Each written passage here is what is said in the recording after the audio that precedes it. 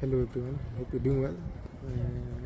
There's a verse in Proverbs that talks about a man leaving a good inheritance for his children and for his children's children. And my question to you all is, are you living a life that is worth for your children to partake as an inheritance? What do I mean? I believe one of the greatest inheritance you can leave for children, besides material and physical possessions, actually, which is more important than physical possessions and material possessions, is Christ. But for you to pass on this Christ to your generation and to your children's children, you need to understand who he is, because you can't give something that you don't know, you have no understanding about.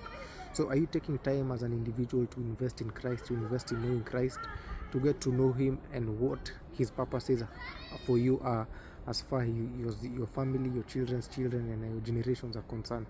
So are you living a life that is worthy, or a life that you can actually hand over to your children and say, besides these physical possessions that I'm giving you, go with my God?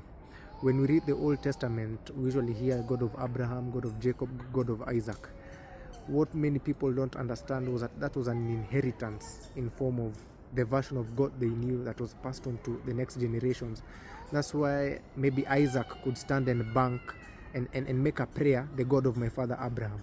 That is why even us today, we can stand and make a prayer and say, the God of my father Abraham, the God of Abraham, the God of Isaac, the God of Jacob, because they walked a life worthy to be passed as an inheritance as far as their relationship with God is concerned. So it's a call to each and every single one of us. Let's take time to know God, so that our children can also say the God of Johnson, as an example, the God of so and so, the God of so and so. Thank you very much. Thank you very much. And let's take heed to what we've said. Thank you.